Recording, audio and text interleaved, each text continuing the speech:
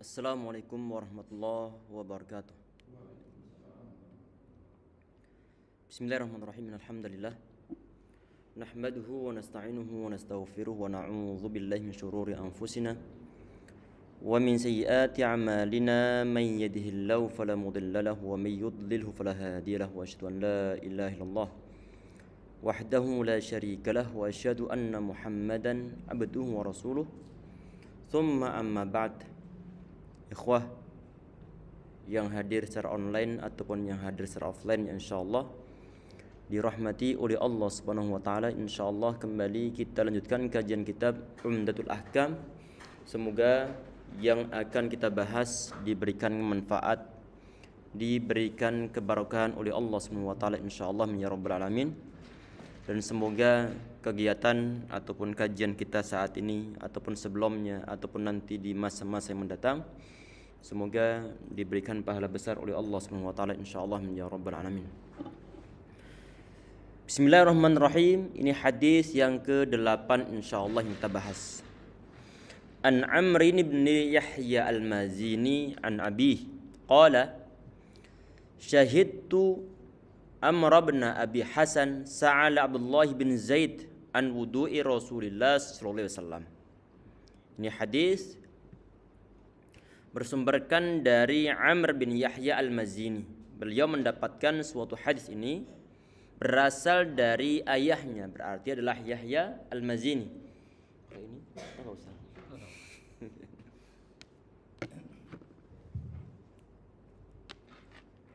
Qala, beliau berkata, syahadtu Amr bin Abi Hasan sa'ala Abdullah bin Zaid. Aku melihat Amr bin Abi Hasan. Beliau bertanya kepada Abdullah bin Zaid. Amr bin Hasan ini beliau adalah seorang tabi'in. Beliau bertanya kepada seorang sahabat yang bernama Abdullah bin Zaid. An wudu'i Rasulillah, dari ataupun tentang wudu'nya Nabi Muhammad sallallahu alaihi wasallam. Fada'a bitawri min ma. Saat beliau ditanya tentang bagaimanakah cara wudu'nya Nabi Muhammad, beliau kemudian minta untuk diambilkan taur min ma. Taur di sini ini adalah bejana atau mungkin sejenis baskom ataupun yang lain di zaman tersebut yang berisi air. Fatawadda'a lahum wudu'an nabi. Kemudian beliau, yaitu sahabat Abdullah bin Zaid, beliau berwudu di hadapan mereka, yaitu tabi'in Amr bin Abi Hasan dan juga ayahnya, ayah dari perawi hadis ini, yaitu Amr bin Yahya al-Mazini. Sebagaimana wudu'an Nabi SAW, sebagaimana wudu'nya Nabi Muhammad SAW. Fa'akhfa'a ala yadayhi. Kemudian beliau menuangkan air dari bejana ke telapak tangannya. Faghasala yadayhi thalathan. Kemudian beliau mencuci tangannya sebanyak 3 kali. Kita terjemahkan nanti, kemudian kita syarahi sebagaimana yang dituliskan oleh beliau dalam mensyarah hadis ini, Syekh Al-Sa'di rahimahullah. Tsumma adkhala yadahu fit taur. Setelah beliau ini menuangkan air yang berada dalam bejana, kemudian mencuci tangannya sebanyak 3 kali, baru kemudian beliau memasukkan tangannya. Ini tangan yang sebelah kanan kemarin di riwayat yang lainnya, dari riwayat sahabat Utsman ibn Affan radhiyallahu anhu di hadis yang ke-7 kemarin. Saat beliau memasukkan tangannya ke dalam bejana tersebut yang berisi air setelah dicuci tadi itu, famat madha wastanshaqa wastansara thalathan bi thalathi ghurafat.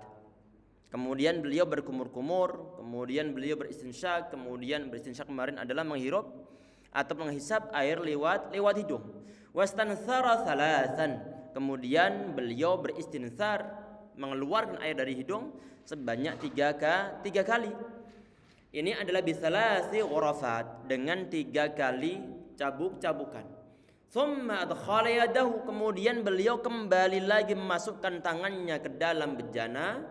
Faghasala wajahu, kemudian beliau mencuci wajahnya atau membasuh wajahnya. Thumma dakhala yadayhi marrataini al-mirfaqain, kemudian beliau masukkan tangan lagi dalam bejana, kemudian beliau mencuci tangannya, membasuh tangannya sampai ke bagian siku-sikunya. Thumma dakhala yadahu, kemudian beliau masukkan lagi ke dalam bejana, famasaha ra'sahu, kemudian beliau membasuh kepalanya. Faqbala bihima wa adbara marratan wahidah, ke arah ke belakang ataupun ke arah ke depannya, atau mulai dari belakang atau mulai dari depan kemudian ke arah belakangnya, kemudian beliau membalikkan ke depan lagi. Kemudian beliau mengatakan di sini, thumma ghasala rijlaihi, kemudian baru setelah itu beliau membasuh kedua kaki beliau. Ini adalah contoh wudu'nya Nabi Muhammad sallallahu alaihi wasallam yang ditiru oleh seorang sahabat yang bernama Abdullah bin Zaid Al-Ansari radhiyallahu anhu. Wa fi riwayatin, dalam suatu riwayat, bada'a bi muqaddami ra'sihi hatta dhahaba bihima ila qafahu thumma raddahuma hatta raja'a ila al-makan alladhi bada'a minhu.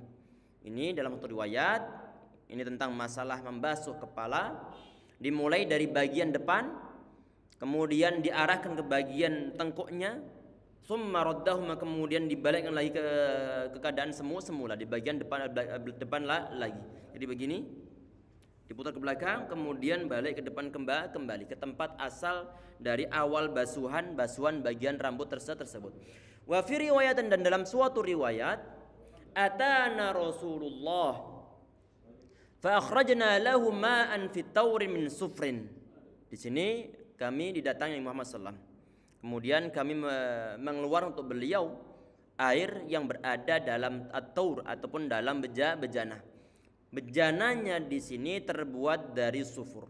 Sufur di sini ini ada sebagian, misalnya Anda tadi sempat buka kamus Al-Mu'jamul Wasit, yang dimaksud dengan sufur di sini ini adalah an-nuhas ataupun nahas yang berwarna kuning, ataupun tembaga yang berwarna kuning. Ini yang disebut sebagai as-sufur. Kita perhatikan kemudian ya ikhwah sekalian, rahiman rahimakumullah. Tadi telah kita terjemahkan. Langsung kita bacakan syarah ataupun ta'liq yang disampaikan oleh Syekh Sa'di rahimahullah.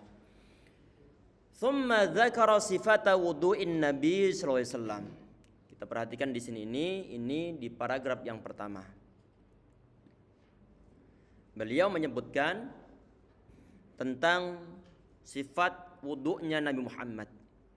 Ini ada sedikit perbedaan dengan sifat wudu'nya Nabi Muhammad yang dipraktikkan oleh sahabat Utsman ibn Affan. Sebagian kecil saja. Termasuk nanti yang dibahas itu adalah tentang masalah berapa jumlahkah basuhan untuk bagian rambut kepala. Nanti insyaallah disampaikan. Wa qad jama'a al-muallif rahimahullah, yaitu Imam Al-Maqdisi di sini, beliau mengumpulkan dua riwayat hadis dari dua orang sahabat yang berbeda. Yang pertama kemarin itu adalah dari sahabat dari Humran Maula Utsman. Nanti insyaallah kita ceritakan siapa beliau. Yang kedua di sini ini adalah dari seorang sahabat yang bernama Abdullah bin Zaid. Jadi menyatukan antara dua riwayat tersebut.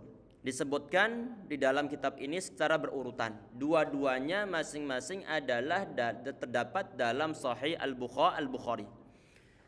Qad jama'a al-muallif rahimahullah fi hadzal mawdi' baina hadits Humran Maula Utsman. Di tempat ini beliau mengumpulkan dua hadis, satunya diriwayatkan oleh seorang tabi'i yang bernama Humran Maula Utsman, yang mana beliau menceritakan tentang wudu'nya Utsman di saat beliau mempraktikkan wudu' yang dicontohkan oleh Nabi Muhammad sallallahu alaihi wasallam. Wa hadis Abdullah bin Zaid, hadis yang ke-8 ini yang saat ini kita bahas, Ini adalah hadis yang diriwayatkan oleh sahabat Abdullah bin Zaid fi sifati wudu'ihi sallallahu alaihi wasallam, dalam sifat wudu'nya Nabi Muhammad sallallahu ataupun dalam gambaran ataupun cara praktek wudu'nya Nabi Muhammad sallallahu alaihi wasallam. Yang pertama itu diriwayatkan oleh seorang tabi'in yang bermasyhur Umran, bekas budaknya sahabat Utsman ibn Affan. Hadis yang kedua diriwayatkan oleh seorang sahabat yang bernama Abdullah bin Zaid tentang masing-masing tentang wudu'nya Nabi Muhammad. Li'annahu yahsul bistima'ihima ma'rifat wudu'ihi. Dengan berkumpulnya dua hadis ini yang diceritakan di sini ini, maka menjadi suatu penggambaran bagaimanakah wudu'nya Nabi Muhammad sallallahu alaihi wasallam. Kemudian beliau menceritakan di sini, wa Abdullah bin Zaid ibn Asim hadzal ansari wa laysa alladhi uriya al-adhan. Kita perhatikan di sini, ini beliau sedikit, yaitu Syekh Al-Sa'di rahimahullah, pensyarah dari kitab ini, beliau sedikit menggambarkan tentang siapa perawi dari hadis-hadis ini. Beliau menyebutkan ada seorang nama di sini, tadi seorang sahabat yang bernama Abdullah bin Zaid. Abdullah bin Zaid ini di sini siapa? Ini beliau adalah bin Asim bin Ka'ab Al-Mazini Al-Ansari. Beliau dari kalangan sahabat Ansar, dari keturunan Bani An-Najjar. Berarti beliau adalah An-Najjari. Abdullah bin Zaid bin Asim bin Ka'ab Al-Mazini. Beliau dari keturunan Bani Najjar, dan Bani Najjar itu adalah diantara anak turun dari suku Khazraj Al-Ansari. Ini beliau ya ikhwah sekalian adalah di antara sahabat yang meriwayatkan hadis berkaitan tentang masalah wudu. Di sini Syekh As-Sa'di rahimahullah beliau mengatakan walaysa alladhi uriyal adzan. Abdullah bin Zaid ini yang disebutkan dalam hadis ini, yang meriwayatkan hadis yang berkaitan tentang wudu, ini bukanlah seorang sahabat yang nama beliau disebutkan tentang mimpi beliau dalam urusan azan. Bagaimana ini maksudnya?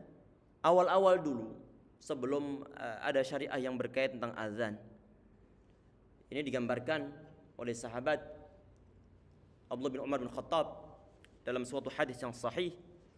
Beliau menggambarkan bahwa kaum muslimin saat itu, sebelum ada azan sebagaimana yang kita kenal saat ini, belum ada azan saat itu. Sehingga terus bagaimana orang-orang muslimin di saat mereka itu, ini kita bahaskan sebagaimana urutan yang disebutkan dalam syarah-syarahnya. Terus bagaimana kaum muslimin di saat mereka itu mau kumpul masuk tentang ataupun mengetahui tentang masuknya adzan salat zuhur, adzan maghrib, ataupun masuknya waktu salat isya, ataupun masuknya waktu salat asar. Ini bagaimana? Mereka melihat pergerakan matahari sambil nunggu-nunggu datangnya waktu masuk untuk suatu salat. Itu yang mereka praktekkan di awal. Kemudian mereka kumpul-kumpul. Ini kalau lebih baiknya kalau seandainya ada tanda khusus ataupun kode khusus yang memberitahukan bahwa waktu sholat telah datang. Sehingga sebagian di antara mereka mengusulkan menggunakan mungkin lonceng atau mungkin menggunakan alat-alat yang lainnya. Kemudian diadukan kepada Nabi Muhammad usulan tersebut. Nabi Muhammad beliau tidak berkenan karena itu menyerupai orang Yahudi ataupun menyerupai orang Nasrani. Ada seorang sahabat Nabi Muhammad ini, beliau juga mikir-mikir nih. Ini dengan cara bagaimana nanti ini kaum muslimin dikumpulkan untuk sholat. Kemudian ada seorang sahabat. Ini seorang sahabat yang bernama Abdullah bin Zaid juga. Namanya sebagaimana yang meriwayatkan hadis ini. Cuma kakek beliau lain. Kalau kakeknya lain, otomatis Abdullah bin Zaid adalah Abdullah bin Zaid yang lainnya. Untuk yang berkaitan tentang masalah adzan ini bernama Abdullah bin Zaid bin Tha'labah bin Abdullah Al-Khazraji Al-Ansari. Sama-sama Khazraji, sama-sama Ansari juga. Bedanya yang beliau ini adalah nama kakek beliau bernama Tha'labah. Sedangkan tadi itu yang meriwayatkan hadis yang berkaitan masalah wudu itu adalah kakek beliau bernama Asim. Berarti mereka ini adalah orang yang berlainan. Yang Abdullah bin Zaid yang kedua ini, yang meriwayatkan tentang masalah azan ataupun kisah azan, ini beliau adalah di antara sahabat yang mengikuti perangan Badar, termasuk sahabat yang mengikuti perjanjian ataupun bai'ah Aqabah, ataupun juga yang mengikuti perangan Khandaq, termasuk mengikuti perangan Uhud. Ini adalah Abdullah bin Zaid yang kedua.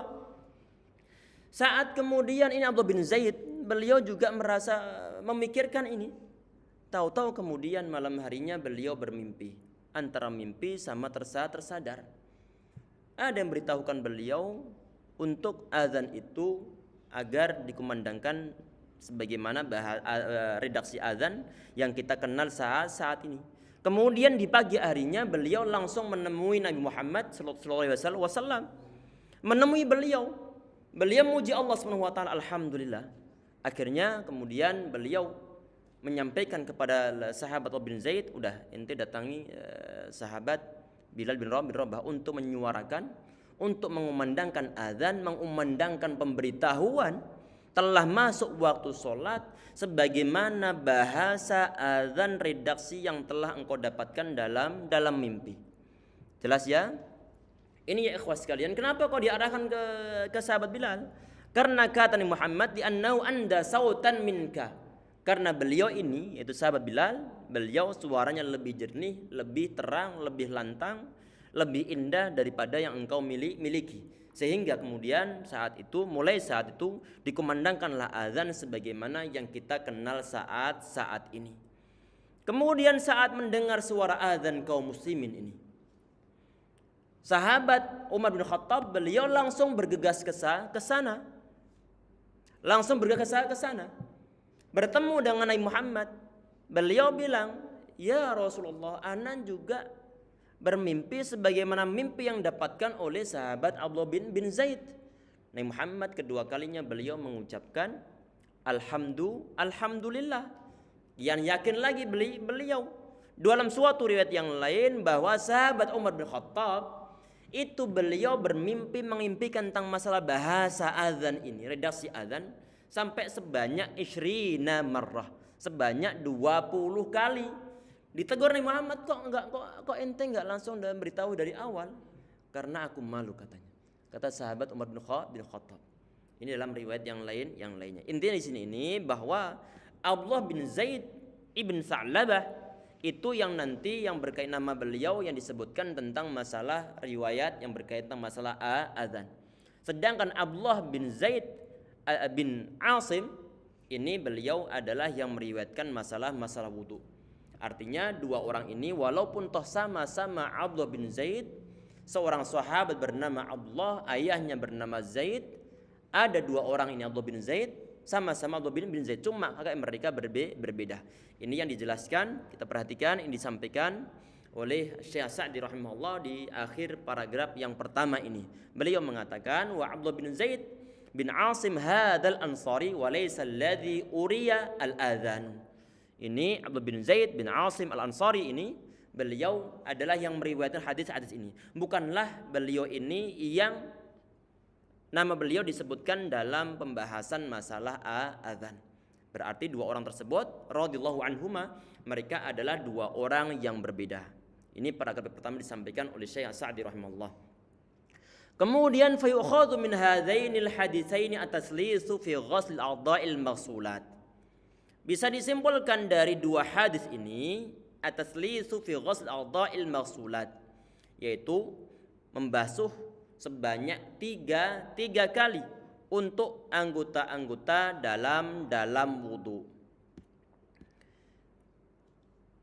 Sebentar, tadi itu kan disebutkan, ini sebelum kita bahaskan tentang poin tadi ini. Ini kan tadi baru disebutkan oleh beliau tentang riwayat hadis yang berkaitan tentang wudu untuk nomor yang ke-8.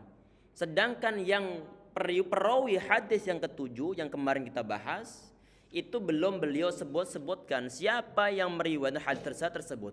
Yang mana kita ketahui bahwa hadis yang ketujuh itu diriwayatkan oleh seorang tabi'in yang bernama Humran Maula Utsman. Humran Maula Utsman ibn Affan radhiyallahu anhu. Maula itu artinya adalah bisa diartikan dua ini. Dua itu apa di sini? Maksudnya adalah maula itu bisa nanti diterjemahkan dengan terjemahan budak, mantan budak, ataupun bisa juga diterjemahkan sebagai sayyidnya ataupun tuannya. Tuan dari budak juga disebut sebagai maula.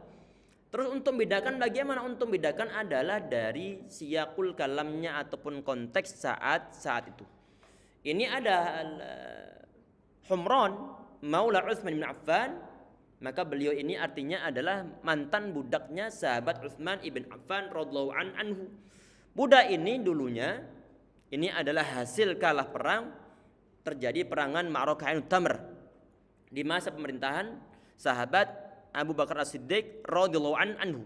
Kemudian ditawan oleh sahabat Khalid ibn Walid. Berarti ini adalah nanti menjadi harta rampasan perang budak tersebut. Aslinya ini budak ini Humran Maula Utsman bin Affan ini adalah aslinya jatahnya dari seorang sahabat yang bernama Musayyib bin Najbah Al-Fazari radhiyallahu anhu. Kemudian beliau jual, dibeli oleh sahabat Utsman ibn Affan radhiyallahu anhu, dimerdekakan oleh sahabat Utsman, menjadi orang yang terdekat dari sahabat Utsman, menjadi orang juga beliau menjadi sekretaris dari sahabat Utsman. Bahkan stempel dari sahabat Utsman di saat beliau menjadi seorang khalifah, stempelnya itu dipegang oleh ini, oleh Humran bin ataupun Humran Maula Utsman bin Affan radhiyallahu anhu. Artinya di zaman-zaman tersebut, termasuk ini beliau adalah seorang faqih, seorang ahli fikih, seorang ulama di zaman tabi'in. Di antara ulama di zaman tabi'in itu adalah Humran Maula Utsman bin Affan radhiyallahu anhu. Bahwa dalam agama Islam mantan budak pun ini dimungkinkan bagi mereka untuk melewati orang-orang yang aslinya dia bukan budak. Orang biasa yang merdeka kadang-kadang dari segi keilmuannya dikalahkan oleh seorang budak ataupun mantan budak. Ini sebagian ulama itu dari golongan mawali, adalah mantan budak. Bukan suatu yang cacat ataupun bukan suatu aib jika seandainya ada orang biasa, ada anak orang biasa dia menjadi seorang ulama besar misalnya. Bukan suatu aib. Ataupun misalnya orang yang pekerjaannya biasa-biasa kemudian dia memiliki suatu keilmuan yang tinggi. Yang menentukan seorang mulia di hadapan Allah Subhanahu wa taala insyaallah ataupun di hadapan umat manusia adalah kemampuan yang dia miliki. Kemampuan yang dia miliki walaupun toh dia itu adalah orang biasa, berprofesi biasa, di saat ilmunya tinggi akan dihormati oleh orang-orang. Sebagian umat manusia di saat dia bekerja, berprofesi sebagai misalnya sebagai apa saja, karena ilmunya tinggi, ilmu agamanya tinggi sehingga dia kemudian banting setir. Misalnya dia dokter kemudian banting setir menjadi seorang ulama, dimungkinkan saja. Sebelumnya dia itu pekerja biasa, kemudian berprofesi biasa yang tidak berkaitan dengan agama, kemudian dia ngebut baca Al-Quran, ngebut menghafal Al-Quran, ngebut mempelajari Al-Quran, ngebut untuk mengaji, sehingga dia menjadi ulama. Dimungkinkan. Termasuk Humran Maula Utsman ibn Affan radhiyallahu anhu yang meriwayatkan hadis itu yang tadi yang ketujuh. Kita perhatikan di sini ya ikhwah. Kita lanjutkan insyaallah. Tadi ini fayukhadhu min hadzainil haditsaini at-taslis fi ghusl a'dha'il maghsulat. Disimpulkan dari dua hadis di atas, yaitu hadis yang ke-8 dan juga hadis yang ke-7. Disimpulkan tentang kesunahan membasuh anggota-anggota wudhu sebanyak 3 kali. Bahkan kalau kita lihat tadi itu di riwayat yang ke-7 sama riwayat yang ketiga, yang ke-8 itu ada diawali dengan membasuh tangan sebanyak 3 kali terlebih dahulu sebelum qabla idkhalihi mal ina'a, sebelum dimasukkan ke dalam bejana. Termasuk yang dibahas tadi itu adalah membasuh tangan sebanyak 3 kali. Termasuk lagi adalah membasuh muka sebanyak 3 kali. Kemudian tangan juga dicuci, dibasuh sebanyak 3 kali sampai pergelangan tangannya. Kemudian juga kaki dicuci sebanyak 3 kali. Ini kesimpulan yang disampaikan di sini. Kemudian beliau menyampaikan di sini,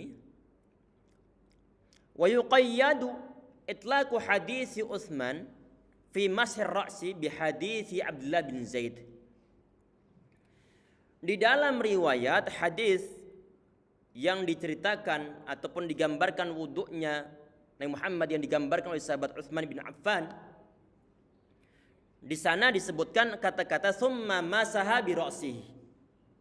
Jadi sahabat Utsman di saat beliau menggambarkan wuduknya Nabi Muhammad, sehabis beliau membasuh kedua tangannya sampai bagian sikunya, kemudian beliau membasuh bagian kepala summa masaha bi ra'sihi. Basuh bagian kepala. Di sana disebutkan secara mutlak. Mutlak itu bagaimana? Disebutkan tidak ada batasannya berapa kali tidak disebutkan dalam riwayat hadis yang ketujuh. Tidak disebutkan di sana. Saat di sana tidak disebutkan, kemudian hadis yang ke-8 disebutkan di akhir hadisnya di situ. Kalau kita perhatikan, yang menyaksikan di Zoom ataupun mungkin di YouTube-nya, di sini ada kata-kata fa aqbala bihima wa adbara marratan wahidah. Jadi dalam riwayat yang ke-8 ini disebutkan gambaran wudunya Nabi Muhammad SAW membasuh bagian kepala marratan wahidah. Disebutkan bilangannya, yaitu cuma 1 kali basuhan saja. Sehingga di sini Syekh Sa'di rahimahullah dalam syarahnya beliau menyebutkan bahwa kemutlakan hadis yang berkaitan tentang masalah membasuh bagian kepala yang tidak ada batasan-batasan berapa kali dalam riwayat hadis Utsman hadis yang ketujuh itu dibatasi dengan hadis yang ke-8 ini, masalah bilangannya. Sehingga di sini ini beliau menyimpulkan bahwa untuk bagian kepala basuhannya itu hanya sebanyak sekali saja. Wa annal masha marratan wahidah. Sesungguhnya pembasuhan di sini ini basuh bagian kepala itu hanya 1 kali, la yukarrar, tidak diulang. La fil mashil lazim, tidak dalam pembasuhan yang biasanya. Wa huwa ar-ra's walal 'arid wa kal jabirah wal khuffi wal imamah. Ini juga nanti di bagian-bagian sini yang termasuk bagian wajah ini perlu untuk dibasuh juga, itu pun nanti sekali juga. Sekali dibasuhnya berarti nanti bersamaan dengan bagian mukanya. Ini al-'arid, ini bagian sini antara janggut sama bagian ini apa nih? Jambang ataupun hati-hati, ini namanya 'arid, Itu juga sekali. Wakal jabirah, sebagaimana juga perban itu di saat nanti menutupi di bagian yang wajib dibasuh dalam wudu itu juga perlu dibasuh sekali saja, termasuk wal khuffi, termasuk membasuh al khuf ataupun alas kaki yang terbuat dari kulit yang menutupi bagian mata kaki. Itu pun nanti di saat kita berwudu, udah pernah kita sampaikan ya masalah khuffi atau belum? Yang khuf misalnya sepertinya sudah, Allahu alam. Jadi intinya begini untuk masalah masul khuffi ini, misalnya ada orang nih, dia dalam keadaan berwudu, habis sholat isya dia masih dalam keadaan suci, kemudian dia menggunakan khufnya, yaitu suatu alas kaki yang terbuat dari kulit yang nutupi bagian mata kakinya. Kemudian dia tidur menggunakan khuf tersebut dalam keadaan suci. Kemudian saat dia bangun tidur, tentunya dia batal karena dia tidur dengan telentang ataupun ada hal-hal yang dia laksanakan di saat tidur, ataupun mungkin dia buang air. Khufnya ini tidak dilepas. Saat dia bangun kemudian dia berwudu, semua anggota wudu dia basuh sebagaimana biasanya, kecuali di bagian khuf tidak dia lepas, hanya kemudian diusapkan. Di sini ada air, tangan dikasih air, kemudian diusapkan di bagian atas khufnya. Ini diusap sebanyak sekali juga. Ini yang disampaikan dalam poin-poin ini. Bagaimana, apakah sah wudunya? Hukum wudunya adalah sah. Hukum wudunya sah ini sepakat semua ulama kecuali orang-orang Syiah. kecuali orang-orang Syiah yang tidak mengakui tentang masalah al-mashul khuffi. Karena orang-orang Syiah tidak mengakuinya tentang masalah hadis ini, sehingga sebagian ulama Ahlussunnah wal Jamaah memasukkan pembahasan mashul khuffi dimasukkan dalam pembahasan akidah. Akidah. Aslinya ini adalah murni pembahasan masalah fikih, tetapi dimasukkan dalam pembahasan akidah karena ada sebagian orang yang katanya mereka adalah orang Islam tidak mengakui hadis yang mutawatir yang berkaitan masalah mashul khuffi, sehingga dimasukkan dalam bahasan akidah. Kemudian di poin berikutnya termasuk Imam At-Tahawi rahimahullah, beliau masukkan bab mashul khuffi dimasukkan dalam bahasan akidah. Wa yufham min hadis Utsman min qawlihi man tawadda'a nahwa wudu'i hadza, dan juga disimpulkan di sini di paragraf berikutnya bahwa bisa difahami dari hadis yang diriwayatkan oleh sahabat Utsman. Tadi sahabat Utsman beliau menceritakan kepada Humran Maula Utsman, kepada mantan budak beliau ataupun asisten ataupun sekretaris beliau. Bisa difahami dari hadis yang diriwayatkan oleh sahabat Utsman dari perkataan beliau di saat kemarin di hadis yang ketujuh, setelah sahabat Utsman beliau praktek wudu di hadapan seorang tabi'in yang bernama Humran Maula Utsman ibn Affan. Kemudian setelah selesai beliau mempraktekkan wudunya, kemudian beliau mengatakan, man tawadda'a nahwa wudu'i hadza, barang siapa yang berwudu sebagaimana wudunya aku ini, thumma shalla rak'atain, kemudian dia sholat sebanyak 2 rakaat, la yuhadditsu fihi man nafsahu ghufira lahu ma taqaddama min dzambihi, maka dosa-dosa dia akan diampuni oleh Allah Subhanahu wa taala. Dosa-dosa yang lalu diampuni oleh Allah Subhanahu wa taala. Berwudu secara baik, kemudian habis berwudu kemudian dia sholat sebanyak 2 rakaat, kemudian di dalamnya dia tidak membicarakan masalah-masalah dunia, di antara penafsiran masalah yuhaddisu di situ, maka dosa orang ini yang berwudu secara sempurna kemudian dia sholat sebanyak 2 rakaat, dan di antara wudu sama sholatnya tersebut dia tidak membicarakan masalah dunia misalnya, maka dosa-dosa dia akan diampuni oleh Allah Subhanahu wa taala. Disimpulkan dari perkataan sahabat Utsman tersebut, kata beliau di sini ini, anna takmila syurutil ibadah, bahwa sungguhnya menyempurnakan syarat-syarat ibadah, wa fi'lal mustahabbati laha, serta melaksanakan hal-hal yang disunnahkan untuk memenuhi syarat tersebut, lahu ta'thirun 'azimun fil ibadah. Hal tersebut itu adalah mempunyai suatu efek besar dalam ibadah. Kama anal ikhlala bihadza yukhillu bil ibadah. Sebagaimana kalau kita sembarangan dalam ibadah, tidak kita perhatikan masalah syarat-syaratnya, tidak kita perhatikan juga masalah kesunahan-kesunahannya, maka nanti ibadahnya pun tidak akan sempurna, sehingga efek yang ditimbulkan, efek positif yang ditimbulkan juga tidak akan sangat terasa. Beda dengan orang-orang yang memang dia itu di samping memperhatikan masalah syarat rukun, masalah kesunahan juga dia praktekkan. Walaupun toh misalnya wudu itu sudah sah kalau seandainya cuma dibasuh sekali, tapi kalau seandainya dia kok membasuh sebanyak 3 kali untuk mendapatkan kesunahan tersebut, kemudian tadi itu dia sholat sebanyak 2 rakaat, kemudian tidak bicara, tidak suudzon, tidak bicara masalah dunia, maka dia mendapatkan pengampunan dosa-dosa yang lalu. Ini disampaikan oleh beliau bahwa menyempurnakan syarat ibadah dan juga melaksanakan kesunahan-kesunahannya itu mempunyai suatu efek yang sangat besar dalam ibadah kita.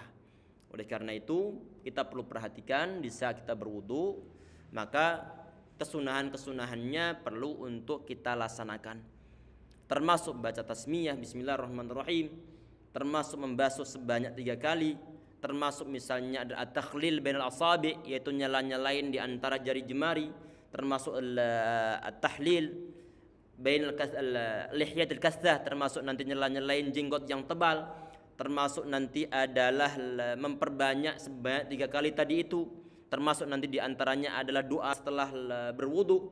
Ini adalah kesunahan-kesunahan dalam berwudu. Kita juga perlu untuk melaksanakannya secara sempurna, karena kesunahan tersebut itu menunjang kesempurnaan dalam ibadah kita. Ada manfaat lain tadi ini adalah yang berupa dosa-dosa kita yang lalu diampuni oleh Allah Subhanahu wa taala. Kemudian di poin paragraf berikutnya beliau mengatakan wa yu'khadhu min hadits Abdullah bin Zaid, dan disimpulkan dari hadis Abdullah bin Zaid, berarti ini adalah hadis yang ke-8 tadi itu yang diriwayatkan oleh sahabat Abdullah bin Zaid bin Asim Al-Ansari radhiyallahu anhu. Annal asla fil awani al-hillu. Ini poin yang lain yang disimpulkan dari hadis yang ke-8, bahwa annal asla fil awani al-hillu, bahwa hukum asal dari wadah ataupun tempat-tempat ini adalah halal hukumnya. Kok tahu-tahu beliau membahas masalah awani? Iya, karena disebutkan tadi itu saat seorang sahabat Abdullah bin Zaid, beliau diminta oleh seorang sahabat atau seorang tabi'in untuk menggambarkan, untuk praktek bagaimana wudhunya Nabi Muhammad. Kemudian beliau minta diambilkan suatu bejana yang berisi air. Bejana berarti itu adalah suatu tempat.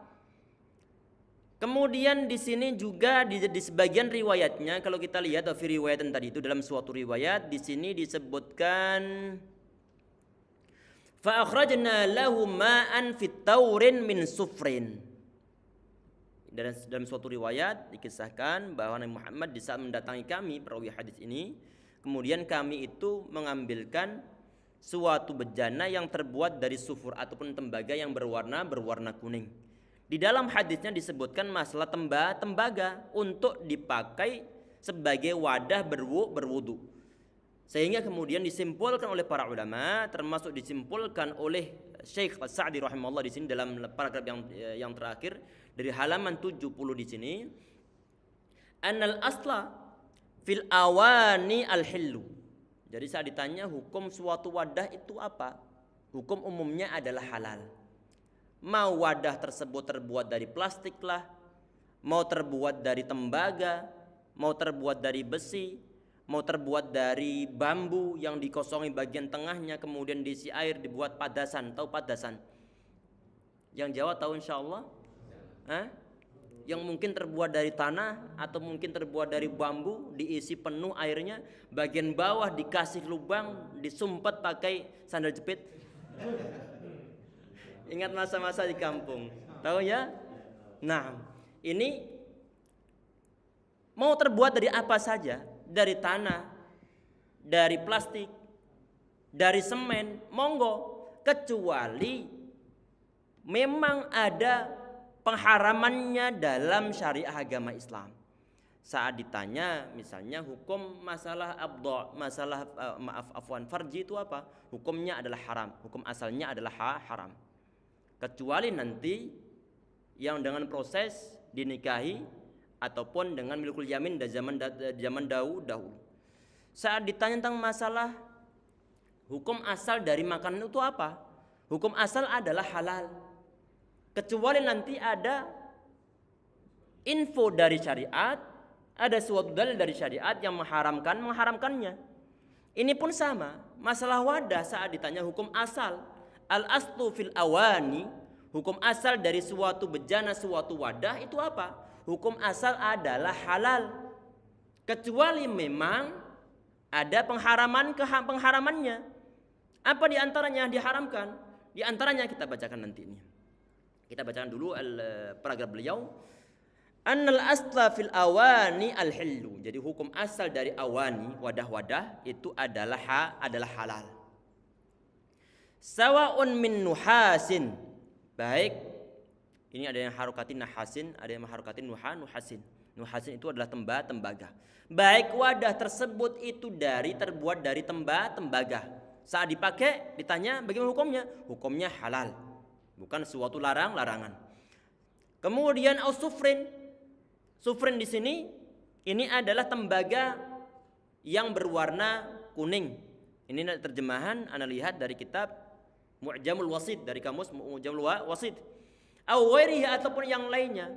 Yang lainnya berarti termasuk kayu, termasuk bambu, termasuk tanah, termasuk semen, termasuk plastik, termasuk kaca, ataupun yang lainnya semua halal untuk dipakai.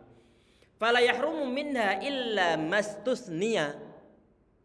Wadah-wadah tersebut tidak diharamkan kecuali yang dikecualikan. Ada hal-hal yang dikecualikan dalam syariat agama Islam, tidak diperbolehkan untuk dipakai, baik dipakai sebagai tempat makan ataupun dipakai sebagai tempat untuk bersuci. Jadi tadi ini semua wadah itu halal hukumnya untuk dipakai. Berarti nanti masuk dalam kategori firman Allah Subhanahu wa taala, "Walladzi khalaqa lakum ma fil ardi jami'ah." Dia itu yaitu Allah Subhanahu wa taala yang telah menciptakan untuk kalian semua apa yang berada di bumi semuanya, kecuali yang dikecualikan dalam syariah. Berarti di sini ada 3 macam. Yang pertama adalah wadah-wadah yang terbuat dari emas, wadah-wadah yang terbuat dari perak, dan wadah-wadah dari hasil gasapan. Apapun dia barang itu terbuatnya tetap diharamkan, nggak boleh untuk dipakai. Fa in tawaddu'a fi an-niyatin muharramah. Kalau seandainya sudah tahu haram tapi masih dipakai juga karena kaya raya, rumahnya nggak ada, semua terbuat dari emas, termasuk wadah-wadahnya. Sehingga di saat dia berwudu, dia menggunakan tempat wudu yang terbuat dari emas. Kalau seandainya dia tetap berwudu, maka bagaimana? Sahhat taharatuhu mal ism. Maka taharah dia ini sah hukumnya, asal syarat rukunnya terpenuhi. Walaupun toh dia itu berwudu dengan menggunakan bejana yang terbuat dari emas, maka sah wudunya ma'al ismi, tetapi dia berdosa. Dosanya dosanya dari segi apa? Dari segi menggunakan sesuatu yang terbuat dari emas dijadikan sebagai suatu wadah kemudian digunakan untuk berwudu. Wudunya sah, cuma ada nilai dosa di sana. Li'annal qa'idah, sesungguhnya kaidah, ada suatu kaidah al-muharram fil ibadah, sesuatu yang diharamkan dalam ibadah, annahu in ada at-tahrim wala nafsil ibadah batalat al-ibadah bi fi'lihi. Jadi kalau ada suatu ibadah, larangannya, ada suatu larangan yang berkaitan tentang masalah ibadah. Kalau larangannya tersebut itu kembali kepada ibadah itu sendiri, maka nanti batal ibadahnya. Misalnya ada orang sholat tanpa toharoh, tanpa berwudu, itu dilarang. Sholat tanpa berwudu itu dilarang. Di saat dilanggar, kemudian dia tetap sholat tanpa wudu, maka batolat sholatuhu, maka sholatnya batal.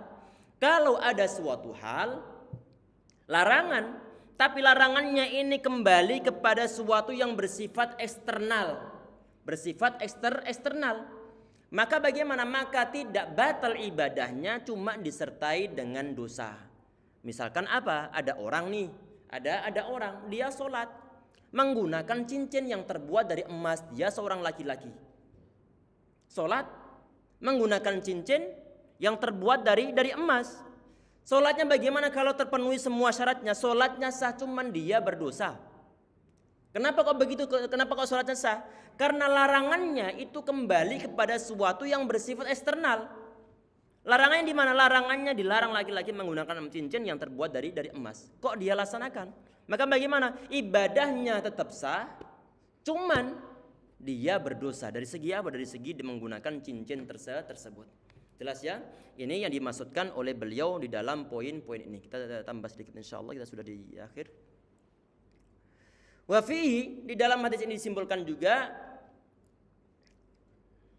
nushus sahabati wal a'immati radhiyallahu anhum wa husnu ta'limihim bil qawli wal fi'li. Jadi di sini ini disimpulkan juga dalam hadis yang ke-7 sama hadis yang ke-8 bahwa di dalamnya juga terkandung nasihat ataupun cara para sahabat di saat mereka itu mengajarkan sesuatu itu tidak hanya berupa perkataan tetapi juga perbuatan mereka. Mereka praktekkan kemudian mereka berikan suatu keterangan. Wa fihi jawazul iktisari fil ghusli ala marrah. Di sini dalam hadis-hadis ini juga disimpulkan akan kebolehan membasuh anggota-anggota wudhu cuman sekali-kali saja. Muka sekali dibasuh. Asalkan sampai rata. Kalau nggak rata nggak sah hukumnya. Yang penting sampai rata. Cuman sekali nggak jadi masalah.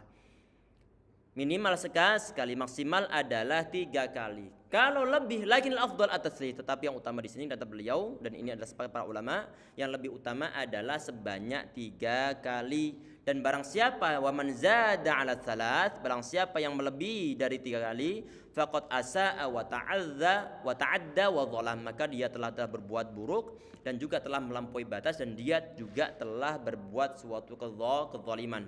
Ini hadisnya adalah hadis yang sahih. Orang yang wuduknya setiap basuhannya kok melebihi dari 3 kali basuhan, maka dia telah berbuat zalim, telah berbuat buruk dan telah melampaui batas. Dan itu tidak diperbolehkan. Alhamdulillah selesai untuk hadis yang ke-8. Semoga bermanfaat insyaallah. Kita cukupi sekian dengan doa kafaratul majlis. Subhanakallahumma bihamdika asyhadu an la ilaha illa anta astaghfiruka wa atubu ilaik. Assalamualaikum warahmatullahi wabarakatuh.